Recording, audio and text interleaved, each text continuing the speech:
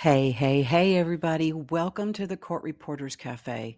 In this particular episode, I am talking with a very good friend of mine, a mentor of mine, a neighbor of mine, someone who I deeply respect, and I know there are tons of people out there who respect her as well. I'll be speaking with Tori Pittman, and I think most of you have heard her name. She is a machine writer and a voice writer and a scopist. She does a lot of education. She speaks at a lot of things. She is just, I don't know, she's a master of all. So I hope you enjoy this episode with us. Forgive us because we do kind of go off on a tangent and talk about so many things that it lasts a little bit longer than the normal ones do, but that's okay. I have no time limit for this. So I hope you enjoy this, and I hope to see everybody soon. Thank you. Take care. Enjoy. Hey, Tori. Hi, Kim. How are you doing? Well, it's after 8 o'clock and I've finished a lot of work today, so I'm relaxing. I'm feeling pretty good, but a little tired. Well, that's good. You've had a busy day, a busy week, a busy month. A busy What is life. what is your March like usually? Is it always this crazy? March is the beginning of convention season, so I do start to get calls to speak. Uh, the issue with me is that doing mostly scoping right now, I'm at the mercy of my clients. I don't have as much reporting as I used to. I have one a month, but I think it's mostly getting into the education season. Well, and you know what? You've earned it to where you don't have to be out running around the mountains trying to pick up depositions and things like that. You have your tried and true, Yes, right? yes. So I think you've earned it, even though I know you put yourself in situations because you're like me. It's hard to say no sometimes. And I know I just saw that you just got done with 5,000 pages of voir dire. So Yeah, yeah. that was fun. Yeah, Drink that yeah, wine, sister, drink it. So yeah, yeah. It was challenging. It was 33 volumes of individual voir dire plus the index that we have to make, and it took a long time. well, and then didn't COVID hit, and so you really didn't even have a trial, it was just all voir dire?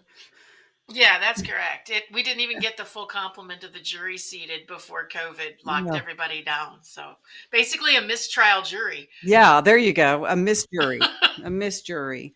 Yeah, I know, but, I have an introduction that I kind of say a little bit about you, but not a lot, but all nice, don't worry about that.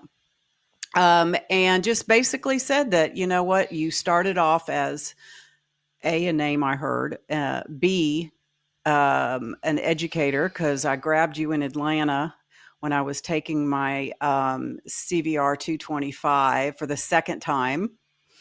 And um, you trained me on my eclipse. You really kind of helped me out with that and what to do. So, and then I passed it. Woohoo! Finally, Yay! it took two times. So I'm not ashamed to say that because I think it's just a part of the journey. Russ. Um, but anyways, I was just telling people that you are also my mentor, my friend, and my kind of Oh, neighbor. So we only live yeah. 45 minutes away from each other. So that's kind of nice too. But anyways, I want to get into something that you and I discussed about getting into, and that is what to kind of do after this. I mean, graduating, testing, anxiety, oh my, those are the things that more people are coming online to talk about. And I guess the biggest question the first thing off the bat is, when do I start prepping to test? When do I start prepping to test while you're still in school? Uh, I think by the time you've hit 160 to 180 and you're getting ready to go into your internship, you should really start to work on your dictionary and being ready to produce 15 minutes worth of text. And that means not just writing and editing, but also knowing how to get it off your computer. Hmm. Exactly. So, well, here's my question because when I took my test, both the CVR, the first leg, and then the second part that I did, I just recorded into a digital recorder. I plugged my mask in and did it that way. So I know me. I know me. I will get a lot of anxiety and think, oh God, what if I do perfect, but the cat software just decides to stick the middle finger up at me? And we've all had that happen. I know you have, I have, everybody's had that happen to where we were on point. We're watching all this beautiful stuff come down, and then something just shits on you, Yeah, right? yeah. Technology takes it out. Woohoo. So, would you recommend for somebody who's getting ready to test to practice with that digital recorder and their mask plugged into it first and foremost? That's a really good question. So I run the system where I have it going into my recorder and into my real time because I have the mask that has both outputs. Mhm. So if you have that, definitely do that. But yeah, I mean, you have to know how to do it either way. So if you want to practice with just doing it from your digital, it probably would be a good idea so you don't have a heart attack in the room if, God forbid, something happens. But I did it the same way too. I was taking my certification exams in 2005, and our computers, yeah, 225 wasn't happening. Yeah. So I was transcribing straight from my own voice backup anyway. But yeah, you need to know how to use all methodologies because I recently had a job in the last 12 months where my computer just literally blue screen of death me. So I had to go back and transcribe from my voice notes. Not fun, but doable. And I Yeah. think one of the things that we get used to is, oh, look how pretty my screen looks, and I can make my globals and yada yada. And then you get home when this thing happens and you're like, oh my gosh, I have to run it through Dragon and none of my good stuff is there because I Yeah. have to bring it over to my Exactly. cat software. Oh no. Exactly. It's a heart attack on a plate, man. It just keeps hitting you over and over. Just when you think you've got your shit together, something happens. So I kind of got ahead of myself. So what okay, you started off in machine school, correct? Even before machine school, I was an office manager and then a scopist. But yes, Okay. I scoped for several years, and I thought, I really dig this. I think I need to go to school for it. So I went to a program in North Carolina, Lenore Community College, which sadly no longer has a program.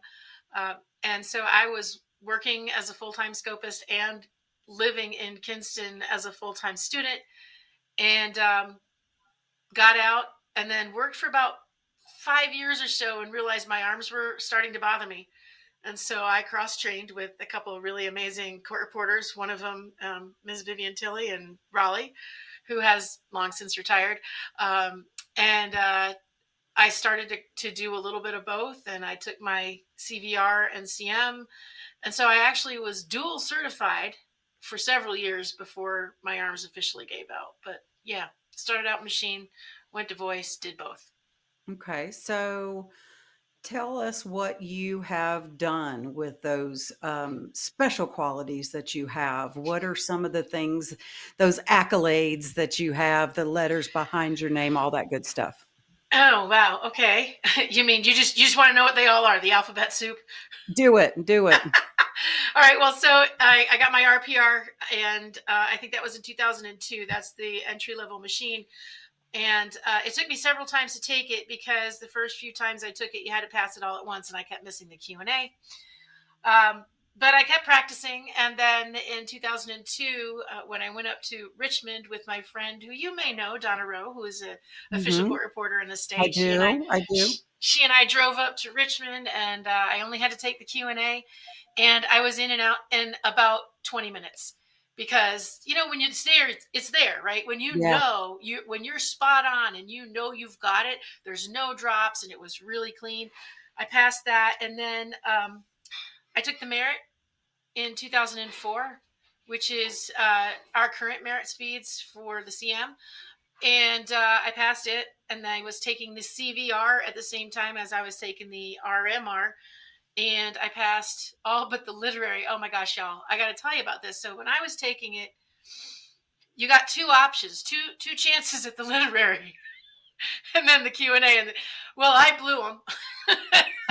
I was so worried about the proctor because there was a dragon lady proctor, and she Oh, scared the crap out of me. Nah, I couldn't understand myself. Nope.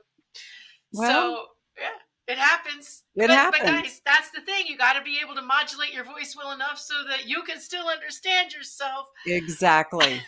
Exactly. But then I ended up passing the last leg of the CVR at the same time I passed all of the CM, and in that was in 2005. And the speeds for the CM then were 225 literary, 250 jury, and 300 Q&A at 97. So Wow. yeah, that was it's fast. It is It is, fast. it is so, It is and you so don't fast. think about breathing at all. You're just kind of like, No. I just got to get all the words out because it's Just, so just God, fast. please let me live through this, That's right. please. It's like I press the mask right against my face and hope I can get a little breath in from my nose, even though I got this ginormous mask. It was fun. Yeah, I passed it, and then I also passed the RDR, which is the highest level for machine that same year, and that's just a test. It's like an experience test, so Hmm. it's a lot of questions about ethics and organization. Um, then I decided to take the RCP, which is Hmm. retired because it was a 180 for 5 minutes, and now it's like the captioning test is like 22 and a half minutes. I'm not ready for that yet, but I Yeah. took that because I had taken the RVR so many times. And talk about your computer crapping out.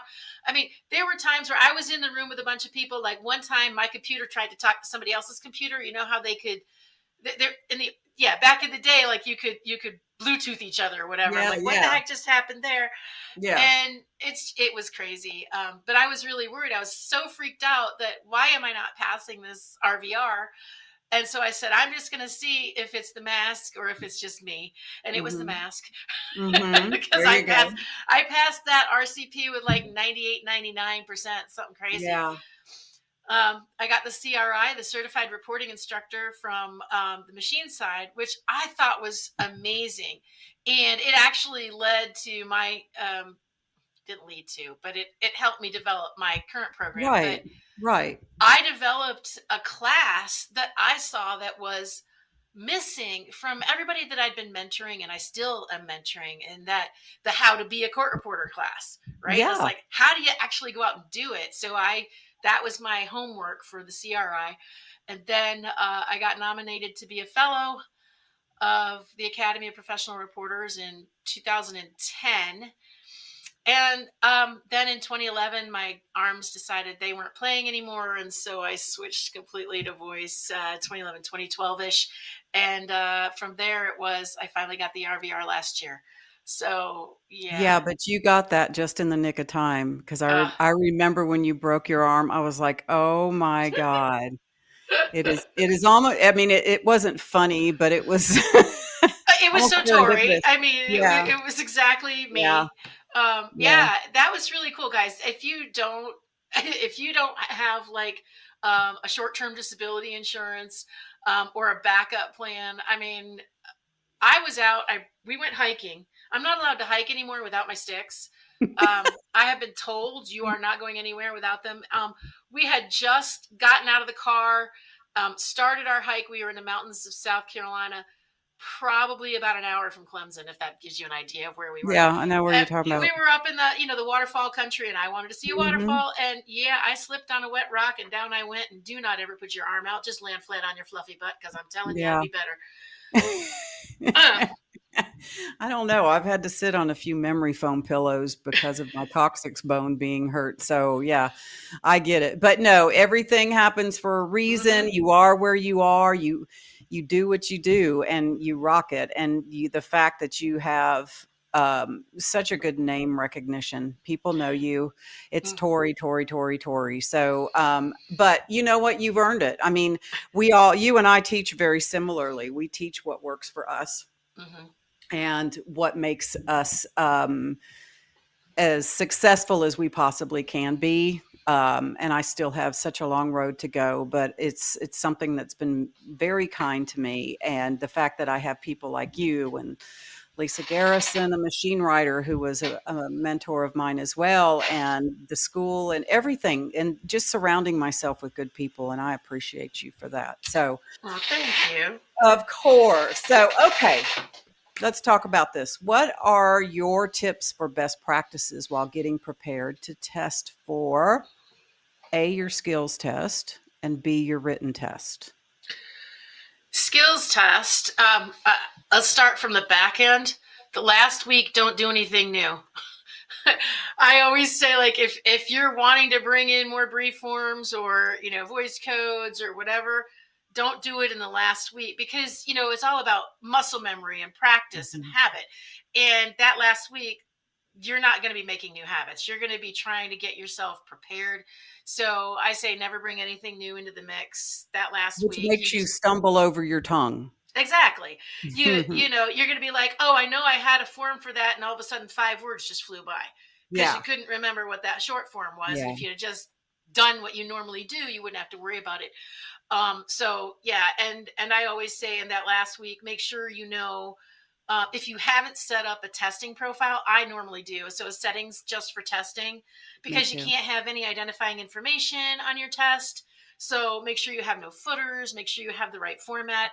I use a Mhm. different font than the testing font. So you Me need to make too. sure you have the right font. Just knowing how to put a header in so they can Right. do that. Did those things at the back end. Yeah. Prior to that, I would say really focused practice for at least 4 to 6 weeks, where you're spending. I was part of the practice group, and I was doing at least 30 minutes a day. But I was a working reporter at that point. I would suggest Right. an hour a day, and you could do it any number of ways. If you are needing to get all three legs, you can either practice as if you're taking a test, or you can focus on one, or you can mix it up. A lot of times, I suggest to folks, if you have phrasing issues, whether machine or voice, if there's certain, like in a machine, if there's a certain phrasing, fingering that gives you a hard time, you can work on those finger drills. With voice, if there's phrasing with all those little words, maybe practice those, maybe dictate a bunch of them, and Mhm. and get them so they're automatic. And then I usually suggest people to take a mock about 2 weeks out, so that they can know where they are. Mhm. So, and it has to be on like material that you've never heard before, because you can't test on familiar material, because that's not fair. You don't No. know what you're going to get. So Yeah. take a mock, and you could purchase old test material from either of the national associations, and write it as if you're going to be at the test. So write it, turn off the audio, edit, and do the hour and 15 for each leg. Mhm. Scope it as clean as possible, proofread it, spell check it, look for the little words, and then print it, and then move on to the next, and then grade it militantly. You got to know what all the errors are. So if you missed a comma, that's required. If you missed a period, that's the punctuation that is absolutely required, like the commas around somebody's name. Yeah. You need one on either side, that kind of thing. And then Mhm. grade it and see where you are. And so with 180, you get 40 errors. With 200, you get 45, and with the Q&A, you get 57. So Mhm. make those numbers and just keep track of them. I mean, you could do one at 6 weeks, then 4 weeks, then 2 weeks, and then maybe a week out. Um, and the one thing I would tell everybody is, do not over practice the last 2 days before the test. Let your body recover, Yeah. sleep. Don't over practice. Clear your head. Clear Yeah. it. Just let it be. Well, that's a good question about punctuation, because I personally found that when I take any test, because I do get test anxiety, and we'll touch on that in a little bit, but I stop myself to think about, wow, do I need a comma? Is that a dependent? Is that a dependent for, whatever? And then I miss a whole thing. So when I did my literary and my jury charge, I didn't do any I did not dictate punctuation. I added it when I was editing. That's Because fair. yeah, because I can't. I can't. At that time especially. Now it's a little bit different because I can wing it and go through it and really get it done. But is that something that you would say is okay to do for this initial testing? Get that certification, know where it goes, but you don't have to necessarily put it in while dictating. Yeah, I think if you can do, but if you want to drop something, I would rather you drop a comma than a Q or an A. Hmm. Because a lot of times these tests are tricky and they're going to repeat stuff on you. Yeah, And a Q and an A drop is a much bigger value points wise than a missing comma. sure, So, sure. and yeah, if you know the rules, if you know where it's supposed to go, and two, as you're dictating, you almost can feel the punctuation, right? Hmm. And as you're writing, you can feel where it goes. Yeah. Um, but yeah, I think a comma here and there. Don't overthink things while you're in the moment. You've got an hour and 15 minutes after the fact if you really want to Right. overthink things. Yes, yes. Save that time to overthink it during that. Well, what kind of in the same well, okay. So what about with your written test? Besides studying, obviously, same kind of idea not to go in there and really look at the book a whole lot before a day or two before? Well, I need to give a caveat in that I haven't taken a written test in 20 years. Yeah. So I don't even know what Yeah, it looks like. And I know. I'm not on the test writing committee. I haven't seen one in forever. I can tell you that the tool that I used for the written test way back in the day were the Purple Books Mhm. by Monette Benoit. Mhm. She's amazing. They're fabulous. It's got medical terminology, legal terminology, punctuation. I mean, they're crazy good. They're hard. But yeah, I think just to give yourself maybe once a week, Right. do a quiz. That's going to be harder to find, I think, old written knowledge tests. Yeah. But yeah, and Quizlet and stuff like that, yeah, right? People have yeah, built that. people have built those. And then if you ever took any medical or legal terminology classes, I studied with. I never did Quizlet. I studied with index cards, Mhm. Yeah, And me so too. yeah, so I think written is going to be a lot of times a little bit more challenging because it's asking for things that we as students may not really know. We haven't Right. had as much exposure to the legal and the medical terminology, and our vocabulary skills may not be as strong. So, what I would also suggest whenever you're practicing, whenever you're reading for fun, if there is a word that comes up, go out to Merriam Webster's and look that sucker up. And if it's not in your dictionary, put it in your Put it in dictionary if there. you're a machine writer. If you've never dictated it, make sure you dictate it for Dragon so it knows what it Mhm. is. Um, Always stay curious. Vocabulary is a very curious thing, and you never know what they're going to throw at you, whether it's on a test or in a job. That's true. I mean, I remember first, I think probably scoping some of your stuff to see these words, and they came out right, but I was like, "Well, what the hell does that mean?" So, it would help me to understand when I would hear it and look it up and then, "Oh, okay, I gotcha." I mean, I had that happen today where if just for an example, I work in particular counties and they have particular businesses in that county. And this guy said the name of the business, and I was like, huh? So what I do now is I say check, check, and it brings up my three asterisks. And then I go to somebody and I'm like, what the heck did he say? Oh, that was Yoke Fellow, a name of a store. Sure, it was. Yeah. And What? I was like, "What kind of store is that?" No, I Right? mean, I went down a rabbit hole, but that's the thing, and that kinda leads us into the next thing, which is dictionary work. What Hmm. kind of dictionary work should you be doing before your test? Because it's a different thing when we're out there in the real world. So my philosophy is shortcuts, the combo strokes, the Mhm. QAs with whatever goes with them, and all right and okay, a yes or a The no, sir. Speezers and Sozers and Yeah, absolutely. And everything else is gravy, but if you can get those extensions, that is going to save you on your speeds because it's three strokes, three syllables in one. Mhm. It's a bunch of actions that you've just compressed all into one. So that's really important. I do once we come back to the other dictionary work, your comment that you just made about your the word you found. My I've Caesar and Sozer. No, the word you found for the Oh, yeah, person yeah, yeah, or the yeah. company. I've got a tip for that I gave people, and they're like, I had no idea. But yeah, I think your dictionary should really the dictionary work you should be focusing on leading up are short forms and then those combo strokes, because as we're in school, we're so focused on I'm pushing for that speed, I'm pushing for that speed, because when we're testing, we're really not comfortable. If we can get that extra little push of, oh gosh, I caught up with that, short form, my state mac, or my, whatever you say, your Right. whatever those phrases, short forms are that give you that little bit of a millisecond of a breathing room to catch up.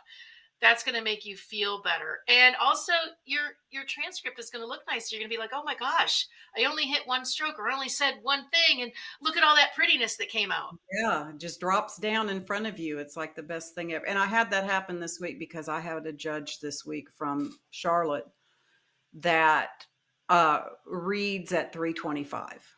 He reads at 325. And I mean, and when he talks just off cuff, it's 300. 250 to 300 is average for him.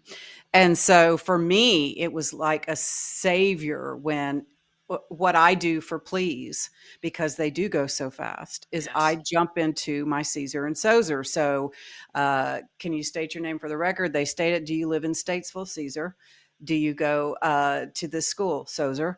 And I would drop those down, and it would give me a chance, if nothing else, to breathe. Yes. And so I would go in that way. And I was like, I really could use you to slow down just a skosh for me, but it's not going to happen. So, anyways, sorry, I got off on it. No, but the difference between 325 and 225 It's a is, lot. it's a lot. And when you're pushing, when you're going for these tests, like say you're going to take the CVR or the RPR and it's a 225 Q&A, you're going to be pushing the 240 so that it feels comfortable for Mhm. 225, or at least less stressful. Yeah. And if you can get a 240 where you wrote everything, it wasn't pretty, but at least just did something for everything, Yeah. that's a Yeah. good thing. Because then when you go to do the 225, oh, well, that's not as horrible as I thought it No, was. that is not bad. Yeah, I get it. Well, tell me before you forget, tell me what you were going to say about that Okay, tip.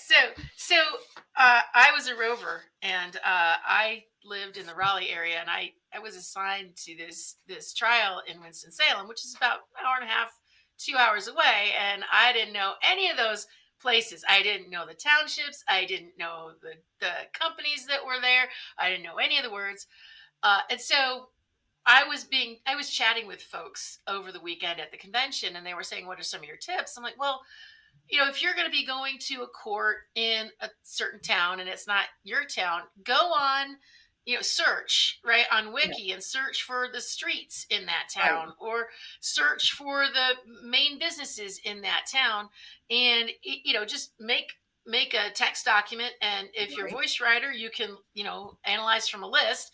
If you're a machine writer, you can write from that list and put it in your dictionary, and all of a That's sudden right. you're not going to feel quite so naked when you get there. Exactly. The first time I heard a juror say he was from Town, I literally was like, "Excuse me? Could you P, say well, and that then again?" spell it PFFAFT.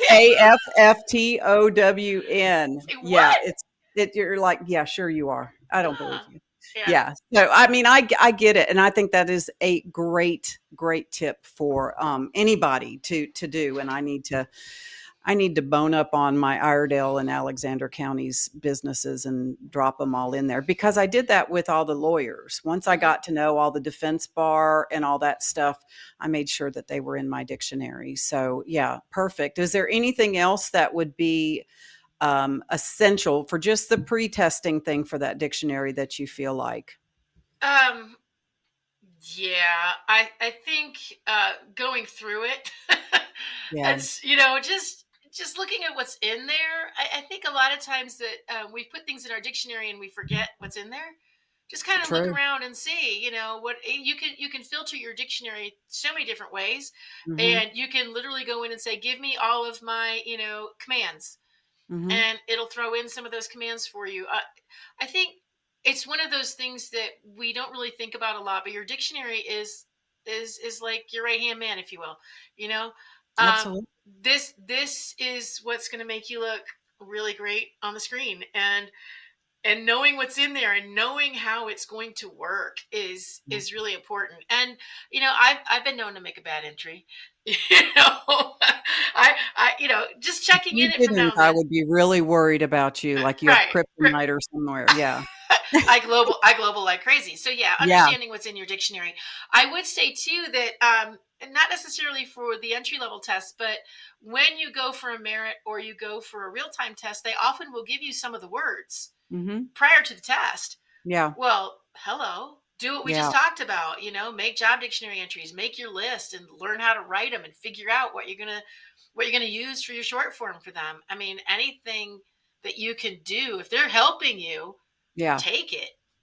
Well, and I think, I know that we're probably talking above some of the newer students or people Mhm. that are thinking about going into court reporting, and we're not saying any of this to scare anybody, but it takes work. It is not just, "Look at me, I passed my CVR, I know everything," because I think a lot of new students, especially some of those most of the ones in mentor-mentee, on Facebook say, they'll contact me after they get their job. Now what? There's always Exactly. a now what, Yeah. always.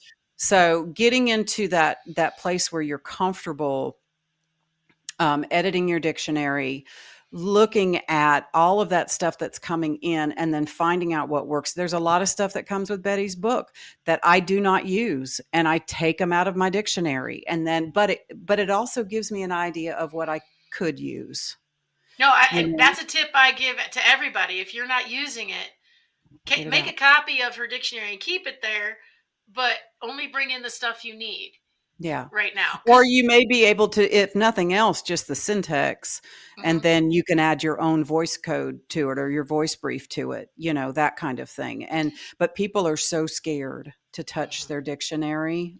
And I'm just one of those people that I learn better by just totally effing it up and damn it, there I go again.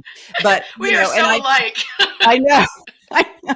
But then I'm like, okay, I can do this. I mean, I just started using I have a couple of DAs that like to say knowingly, willingly, knowingly, blah, blah, blah, blah, and it does not come off the tongue. And I always try to think of a brief that just it goes together, but I couldn't think of one. But then I came up with willy nilly and put it in my dictionary as willy-nilly, and it would drop that willfully, knowingly, crazily, whatever it is that it says, Yeah, willfully, knowingly, understandingly, or something like Yes, that. understandingly, did whatever, and I'm like, "Okay," so I had to put that in there, and I've started using fruit. I love fruit. Well, of I course, I love like candy. I like Yeah, baked goods. I like it all.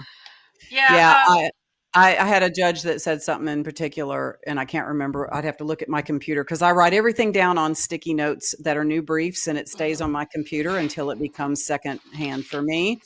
So, my judge was saying something, and it was yeah, and it was there you go, productive as fuck, yeah. But he said something, and it came out on my computer as powwow. Oh, He said it nice. so fast, and I was like, "There's a brief, I love it when that powwow." happens. So that's a really good segue too for the folks who are it's not just don't add anything new, but when you're adding things new, don't do more than a handful because your Mm, brain's not going to be able to process. So I say, if you got 5 briefs that you want to work on those 5 until they're natural and then add the next ones. yeah, And you'll know which ones you need to do first because they're the ones that happen all the time and drive you right. insane. Well, and I wonder though at times, like with some of the things that are already programmed into your dictionary, if people know that they can just double click on that in the dictionary and then Mhm. change that steno, Mhm. change it to something that you think makes more sense to you, because what works for me may not work for you, etc. Well, I think that is a function of how in detail the schools go into teaching the cats, Hmm. and I don't know that necessarily they go that deep I into it. don't think so either. So Yeah, the and what and it's next? not. Yeah, and it's not necessarily their job for that, right? Mm-mm. So I think that schools, because I was a teacher, My job is to get you to pass your exams. Now, I'm going to hand this baton off to you, and you go out there and you find a way to be the best that you can be at this. But it's so daunting. Oh, God. And where do we go for the good info, and who do Mhm. we trust to give us that good info, and Yeah. who's I mean, it's so hard, and there's so many little aspects I mean, there's the cat software, and then there's, being the court reporter, and how do I do an interview, and how do I do a rate sheet, and how do I do this, and how do I do that. I got to produce the transcript. Oh my gosh, what do I need to do I have to be a notary? Mhm. How do I but I definitely agree. I mean, the schools are going to teach you how to produce that test, which is what you need to do, right? Mhm. So you need to know how to, format it. If it has to go out to RTF, it has to be PDF, however it has to be. Right. The minimum about I got to put a header in because it's got to have my number and whatever the test is. Mhm. But beyond that, they're not going to tell you all the things that are really going to help you, like form fields and indexing and Oh, dictionary yeah. maintenance and building macros and all the fun stuff. That's right. I mean, it's a lot of work, and I don't know, and I have people ask me this, so this is a good way to run into this. I feel, and correct me if I'm wrong, but I feel like machine writers come out more prepared than voice writers from school, only because of the technical side of it, right? We have two softwares that have to play nice. We have to make sure that our dictation is on point. And this is just totally my opinion, but we have more work to do on the end of it than machine writers do. I know they still have to learn, and there's a lot of stuff that you get thrown into the fire with. But do you see where I'm going with that? I do, and I've actually said this on occasion, especially to our folks who, like me, didn't start out with real time voice. We Mhm. were old school mask, and then we're upgrading. We were working, and now all of a sudden I got to figure out how to make this computer work. Yeah. So we're working on the back end, and additionally now, a machine writer, because it's a motor skill and it's going to take time, like it's a cumulative thing, right? You have to learn Mhm. the language, and then you have to get speed. They're spending more time in their programs. So while a voice writer may take a year or less, machine writer is probably going to take at least 2 years. They're going to have all of that production time in their fingers, right? Making a Mhm. transcript. They Mhm. probably will also have a significant amount of intern hours and a significant amount of business practices class. So I do think you're making a good observation. Um, and I think they do have their dictionaries pretty well established Mhm. by the time they're out at 225. That said, I think most of us really benefit from having a mentor or five going out, because we just don't know what we don't know. And we don't know, do we want to be an official? Do we want to be a freelancer? So we've got to sit in and see what it's like. And Right. I think what I'm noticing is that too few of our colleagues are letting folks sit in with them. Mhm. It's too much work. And I say, look, I had some great mentors, and I was very fortunate. I'm going to give back as much as I can. I've got a brand new person coming in on Monday week, or That's actually Monday awesome. now, with me. Mhm. Because I mean, even if it's remote, they at least get to see something, rather Exactly. than rather than just like show up and I don't even know how to give the oath. So Well, I yeah, was I think I I did think a you're legit. yeah, I did a podcast episode with, a bunch of people. Well, I did a roundtable with machine and voice together, that is gonna come out, in April, but, there 2 of them were, and then I did one with teachers in California, and California made a good point in saying that, some of the machine writers think that the voice writers are getting all the accolades because they're graduating, yay, congratulations, here they go, and they're still in there hammering away. But I look at it as with machine, it's learning a new language. It is. I've been talking myself. I think I came out of the womb talking, but I didn't have to learn a new language. I did have to learn to manipulate that language and manipulate how I speak. Yes. So that is where we come into my favorite part, and that's best dictation practices. Yeah. because we can't blame everything on everything else or everyone else. We have to take responsibility for that. So what kind of tips would you have? And I know you say practice every day, but Mhm. someone for like me, I would like to accomplish my RVRM, my master. However, um, by the time I'm done in court every day, my husband has to back away. He's got to go away. I can't talk. Don't let me walk in the door and say, "Oh, how was your day, honey? What'd you do? Where are you going?" No, Quiet. everybody's, Yeah. yeah, quiet. No more So no more peopling. no more peopling. So it's very, very hard Yeah. for people to think about practicing once they've been in school all day or whatever. So, I mean, what do you do? Yeah, I think you make a date with yourself. You know, just like you put your hair appointment on the calendar, and you put the gym on the Mhm. calendar, Yeah, whatever it is that you do, you got to make it a point. Now, if you can't do it every day, then maybe you can do it 3 times a week, and maybe for a longer period on the weekend. I think the goal is to see improvement. It's not about just sitting down and practicing. That's not enough. You have to go back in and look what happened in that session. Go back and look at what your pages look like. Can you do some right. dictionary work? Where did you drop?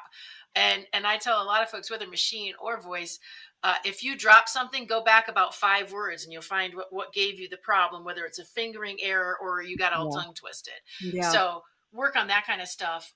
It really, it's going to be a matter of balancing your time and listening to your body. I mean, we both had this discussion. We're both tired, and it's 8 o'clock at night, and I love to talk, so I got no problem chatting with you. So I'm glad that Sure. you're happy to talk to me I'm after glad a you had long day at time to work. do this. But I think you just have to decide, I'm going to do this because it's important to me.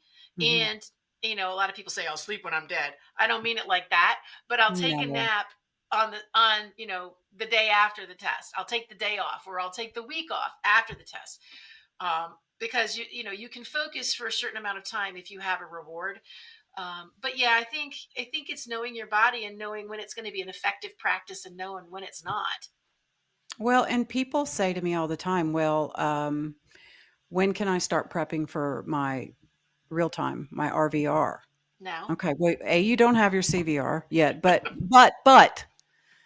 I started prepping for my RVR when I got onto my software Yeah. and I could watch what was dropping. And I would constantly, and sometimes I get a transcript order from 2018, which was right starting out. And I look at that and went, whoa. Even after bad days now, I look at that and go, whoa, look how good I've gotten. Yeah, no, I suck. I think we all recognize that it's a skill that's always going to be evolving. But as we're working on all those short forms and those wonderful combination strokes, well, that's going to serve us well in our real time as well. Um, my tip would always be go for the speed first, go for your merit, and then come back for your real time. And the reason is because with speed you can be messy, Mhm. and it's really hard to get out of the pretty practice. Yeah. It's hard to let go. Those of us who are type A personalities and perfectionists have a really, really hard time going, oh my gosh, that was 300 words a minute. I can't go that fast. Yeah, yeah. I get that, but, I took my CVRM and passed 1 out of 3, and I haven't gone back to do the other. I should because now my Q&A, my testimony is the best that I do. I'm at 98, almost 99 on Wow. my Q&A. And I I really should just go and do it, but it's hard for me. I when I took it, I was like, I can't look at my screen. Oh God, that looks like shit. No, I just missed a cent. It's like it's crazy because I'm so obsessed with Yes. how clean and pretty it looks. Yes. And that is the difference. There are two. I'm a speed demon, Hmm. and my real time has always been. I mean, I never passed the CRR when I was a machine writer. I wrote clean, Hmm. but I never passed it, and Yeah. it was just because I like to go fast, and I figure I can read my ugly stuff. There you Well, go. yeah, I can read the ugly. I know what my dictionary does. I know what my dragon does. I don't have to worry about it. But Well, yeah, and as far as dictation practices go, one of the things that I always tell people is to stay about 4 words behind your speaker, agreed. because it is very, very difficult when you're assuming what they're going to say because you are right on top of them, and then you get it wrong and your brain goes, "Dumbass, what'd you do? Oh, I didn't mean," and then you missed a whole sentence versus Agreed. 1 word. Well, think about what we tell them, right? We tell them Yeah. to wait until the question is finished Mhm. before the answer begins. Why aren't we doing the same? Stay about 4 or 5 words behind. You never know Mhm. when there's going to be a great brief form. They're just waiting to happen. And Exactly. I think it's wonderful to stay a little bit behind. Then there's always the breathing technique that goes with that, right? Mhm. So make sure that you're breathing, Yeah. and wait until it's they're talking again to pick up Yeah. again with your dictation. So Are you a nose breather? no, I'm No. I'm a tip You're a tip. tipper. Yeah, I remember I started You're with tipsy. yes, that's it. Oh, have more wine. Sorry, no, I started with the old school steno mask. Okay, I had that big Yeah. one that went all over my face, All so over I'm your used to the face. tilt. Yeah, Yeah, I never got used to the tilt, until, I when I catch up and my Caesar, my Sozer, my Yesco, NoCo, all that kicks in, then I have a minute to breathe, and then I can just take it away and breathe that way. But otherwise, I breathe in my nose, and out of my nose, and I'm not loud at it. I right. have been around people that sound like my grandfather was snoring. Oh my. And yeah, you have to be like, yeah, you might need to try to figure this one out. Well, that's a really good segue into the voice modulation too, Mhm. because that I think, and I've heard you say the sweet spot, right? Mhm. It's that hardest. Breathing is first because you don't want to pass out, Right. but but the getting the right timbre is so difficult, and everybody's voice is different. You've got a man who's got a really really deep voice. Well, Exactly. it's going to be a lot harder for them to make it quiet but still understandable. And then I've Sure. got a friend who's got a really really strong southern accent. She said I could never get my dragon to make me understand me. And Yeah. then, you got to get a good seal, and everybody's face is different. So, who's using what mask? Well, what works for me Right. may not work for you. And posture, and you're breathing in. I talk to people like, if you yoga, you understand about breathing in through your nose and out through your mouth, Mhm. Yeah. right? And then Diaphragm, you've got the diaphragm. posture thing where you got to sit up straight. So, you got the big expansion of your lungs through have your Mhm. diaphragm expand. And, we get lazy and we lean on our arms, Oh, I'm and that way all day, and now my shoulders hurt for like right? hell because of it. Yeah. Yeah, Yeah. so and I get that, and you're absolutely right, but does it drive you crazy like it drives me crazy when people get on Facebook or on one of the millions of places to go, and they said, "What's the best who likes the best mask?" And you're gonna have a million different, Oh yeah. uh assumptions and stuff, so you really have to just, if you put it out there, then be willing to do the work yourself to find out what works for you, because everybody else is giving you what works for them. Yeah. And we're all So, individuals, right? We're yeah, every single one of us, we're built different, we sound different, we right, work differently. I mean, everything about us is unique. And exactly. so I like the dragon mask. Mhm. I've always I loved the like the dragon mask. AccuSpeak, Right. that's my thing. And I've got an old talk tech, you've got an old talk tech. I mean, I Mhm. like them. It's just, you know, I started out with the big mask. We called it BAM, big ass mask, because it Big was all ass over my man. face. Yeah, it was Mhm. great when I was in Via Voice. Oh man, I mean, I got that up to 98% over a weekend Yeah, down in Orlando.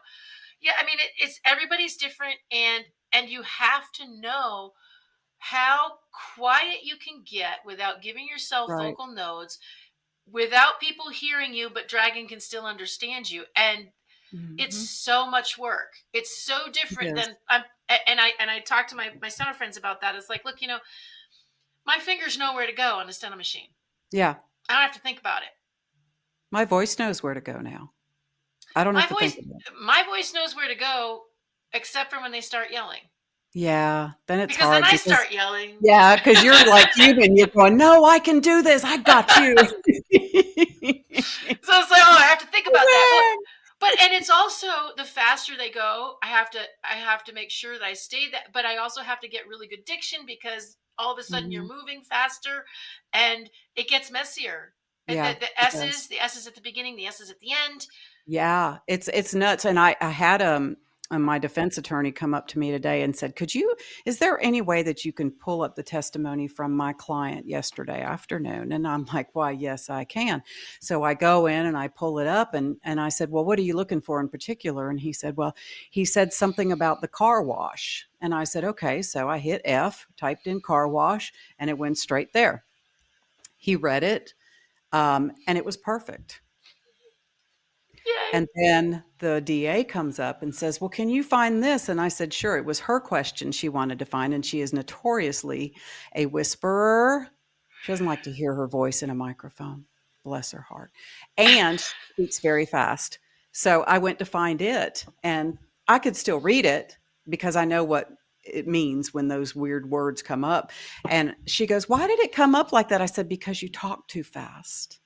Yes. Look at this, guys. Look at how beautiful that is. So yeah, and for me, the hardest part about dictation was punching Mhm. those certain words, like in. Are you in the band? You know, can you say whatever? You know what I'm saying? It's just finding those words that aren't coming out right, making a note of them, going in, training them, punching them, doing what you have to do, right? Yep. Analyzing phrases, Yeah. dictating phrases. One of the things that I've been seeing, especially with my the folks that I've been coaching lately, is that they're not putting a slight delay between their Q and their A. Yes. If they don't have a combo, they lose when you say your keek or your cack or whatever you say, and then that first word gets swallowed, Yeah, you lose it. and they don't. And I'm like, just give it just a brief millisecond, and then say the phrase or whatever is Yeah, coming in, and it makes a huge difference. And I think that's one of the things that is a thing that we learn by watching what our screen is doing, it watching what is. Dragon is doing. I whatever I would say cack yes, it would be cack is, Yeah, because I said it's right. before I had the brief form, right? But Sure. Well, and also if you get that, I get that, capital S with an apostrophe in front of it because all it yes, picked up was this at the end of that word that did not go in. yep. So, yeah, it was one of those things to where I had to say, "Keek, when did you live there?" "Cack, I lived there when," and he'd already gotten to when he lived there. I just said I waited to hear it and then put it in there. And you were 4 or 5 words behind anyway, so it 4 worked or 5 words perfectly. behind anyways, so we're doing good, we're doing good. Yeah, Um, wait, before we go, yeah, go. hydration, Mhm. especially for the voice writers, but machine writers too, because we can't get our fingers off the keyboards fast enough to get a sip. Um, for those of us who are voice writers, you've got to stay hydrated. Keep your mouth moist. Keep your throat uh, healthy and supple. And Mhm. it's warm tea with lemon, or Yeah. don't milk. Whatever you do, don't milk product. No, so much mucus. Yeah, it's not Ugh. cool. But yeah, I mean, I find that especially after lunch, it's very hard to stay focused because we're all in that lovely carb load, we want to nap thing. Oh god, yeah. So make sure you're drinking maybe a spritz water, maybe a little bit of bubbles Mhm. in there. um, and keep your moisture, because you get really dried out and it's much harder to make your sounds when your Sure. mouth's not moving.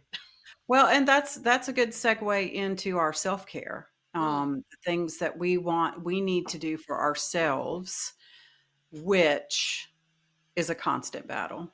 I mhm, mean, we have to admit that. I know you take extra time out for your massages and, mhm. doing what you have to get done to make yourself feel better. I do not, however, I should, and am making it a priority for this year to only do the things that make me feel good. Hence the podcast and my mentoring, because those are the things that mean the world to me. So, what are some things that you would suggest for people to try to get into the habit of doing, even with all the stress and anxiety, and we've got tests, and I'm doing my first jury trial, and I'm going to go sit with people. What do you do? What would you recommend for something for people like that are going through those So I things? think most people would say get out and go for a walk. Even if Hmm. it's 15 or 30 minutes, just get outside and Hmm. move. Yes. That is really important, and I could say I'm not as good at it as I'd like to be, even though Me I live neither. on a dead end road. I mean, I should be doing it more. Yeah. So I think moving is good. I think also stopping is good. Sitting there Hmm. for 15 minutes and just doing some focused breathing, Yeah. especially when you're super stressed. If you could take, you're in through your nose, out through your mouth breathing, listen to some nice music. I think those are two really good ones. For anybody, I think some good stretching. Hmm. I actually, when I was in Raleigh, I was a member of the Rex Wellness, and I actually paid for a personal trainer, and she taught me some great stretching to do. So, like your arm against the wall, and Yeah. then you can do the reverse prayer for your forearms. So, if anybody Oh, has and yeah, tendonitis or carpal, it's and really hip good. openers, hip Oh openers. yeah. Oh, Oh, does anybody like pigeon in yoga? I mean, oh, I that is love a it. pigeon Love it. is my favorite, and I'm like, I don't Yes. don't do a lot of yoga. I mean, most people like happy baby. I'm like, nah, give me pigeon, stretch No, give everything me out, pitch, stretch everything out. stretch Yeah. everything out. Cat and cow in your chair, you can do right. Yep. Cat and cow in your chair. Yep. Doing the neck rolls. And then in terms of other things, I do believe in massages. I try to go every other week if possible. If my body needs it, I will add. I have two separate massage therapists who do two different kinds of therapy depending on what I need. I have one massage therapist who just does an overall, just general lymphatic and loosening up, and then I have one who beats on me. There you go. There you go. Well, I I do, need that too. yeah, I do salt therapy. I love salt therapy. A salt cave is really good for your breathing. It's good for your lungs. Good for your skin. Yes. It ionizes the air, so it just helps with your opening up of your congestion if you have any in your lungs. And Mm-hmm. then there's the beauty things, right? Get a facial, get your nails done. I'm Right. I'm going on Friday to a foot spa, and only a foot spa. Yeah, I know. Interesting. I'm like, oh, this is gonna be fun. I And don't let then, people touch my feet. oh really? Oh no, I'm No. I'm all touch everything. It's good. I almost kicked somebody in the face one time when they were giving me a pedicure, and I went, "Oh, I'm so sorry. I'm so sorry. I'm so sorry." So no, I'm so ticklish. I can't do it. I mean, I used to get my nails done. I don't anymore, but we live in a new area, so I don't know a lot right now. And massage is something that is on my radar for sure. I mean, I'm getting ready, as you know, to start something next week that's going to wear me out. And so I need to get in there and really do a lot of self care. That is definitely important for me. And I found that essential oils Mm, are amazing they are. for testing, to put some rosemary and a little Mm, bit of rosemary is for your focus and really get it in there, or a lemon with lemon, rosemary, and lavender together. It calms you down, it perks you up a little bit, but then it focuses you. So it's like everything working in tandem. See, I To like peppermint. I do like peppermint. I do like peppermint. Peppermint is good for focus. If you really want to work and just get into it, peppermint is Yes. helpful. And everybody loves frankincense. It's good for everything.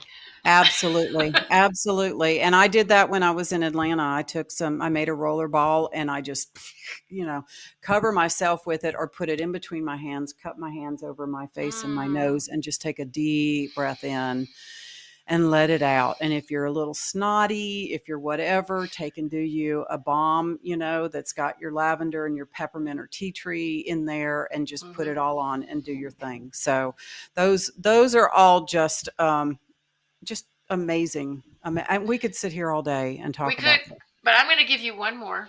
Give me one more. And I this is for everybody. Take one weekend every quarter and just go to a spa or do something away. Don't take your computer, just be away. If Yeah. you can do it more often than that, great, but you need a weekend where you are not a court reporter, where you are just doing you. Maybe you're going out to the mountains, sitting by a waterfall, reading a book. Maybe Yeah. you're going to the beach, same thing. Whatever it is that you just get away, Yeah. because we get so focused into our production that we lose ourselves. We forget how to have a conversation. We forget how to be who we are outside of the courtroom, the deposition suite, or behind the microphone. Right. So start to make that a habit. And it's just getting good sleep also is another major Oh thing. gosh, yes. Listen to your body. I'm a night person, so here we are at 9 o'clock at night. I'm going to be up for several more hours because I don't get up until 8 o'clock in the morning Hmm. because I don't have to because I'm retired. Yeah, retired. Retired. Yeah, well, I don't have to get up early tomorrow because my court finished today, so and I Yay! I work in a good place where I don't have to do that, but it's a great time to have this conversation because spring is sprung, and you can get out there and make this happen, and that would be a really good time when you need to make some time for yourself to go on that hike or do a day at the spa to maybe try out a scopist. Hmm. See what you think. Hmm. Train your own. You could do all these things while you're taking care of you, but your work can go to somebody else, or your work can wait until you get home that evening or the next day. It's going to be there. It's It going to is. be there. And having the second set of eyeballs on it is really helpful. We all think we're really, really good. Yeah. But you will have seen it twice already, right? You heard it when you dictated it, and you're going to proofread it. If you scope it too, your eyes are going to see what they expect to see instead of what's really there. Think of Yeah. all the words that, the homophones, here, here, and Oh my there, and gosh, there. yes. And the little words that we completely just gloss right over. Maybe Exactly. you see a double the, but you don't see the double the until you get it through Mm-mm. spell check. Yeah. Um, yeah. There's a saying that said the best proofreading I ever did was the day I hit send on the transcript. I mean, Hmm. you always see it too late, too soon. And listen, as for the students out there, I can say honestly, there is no better way to learn how to produce a transcript than to scope for somebody else. I agree. It teaches you so many things about the transcript, about the audio, the room audio. I don't want my room to sound like that. I want it to be better. I want to invest in myself and make everything, work for me. But And go ahead. as a scopist now, because I do mostly that, Yeah. I find it fun to give suggestions. Hmm. So, like, I scope for both the machine writer and a voice writer. And my machine writer, I built her dictionary. I've been scoping for like 10 years. But every now and then I say, hey, try this. Hmm. Maybe use this. Because, like, we write stuff out, we dictate all of it. Have you thought about trying it this way? Try Yeah, this short form. And it's really cool as a young reporter to scope for someone and see how they're writing. Oh, I exactly. like that short form. I'm going to use that. Hmm. Or I like that speaker token because I can't get, or my Right. Tran ones don't work, but I'm going to try Yeah. something else. But you can look over there on that steno pane and see what it is that's working for them and go, aha, and then jot down a note for yourself. So I absolutely agree 100%. I mean, you and I are definitely on the same page with the majority of what we talked about today, and being at the fact that, we're not a I'm not a spring chicken anymore. I can't, I mean, sitting all day really does hurt my bones. So getting up and doing what I need to do to keep myself healthy is a priority for me this year. And Mm. you have a lot to do that because you lift me up. You make me feel good. Aw. And it's just wonderful to know that if we can jump over in the car and then go get something to eat, meet for lunch or whatever. So thank you so much, sweetheart, for being with me today You're and welcome. Thank you for giving. asking. Of course, whenever I need somebody to talk to people, I have my squad of people that I go to, and I know they're going to jump in there and help us. So, thank you again. I appreciate everything you do for everybody, not just me.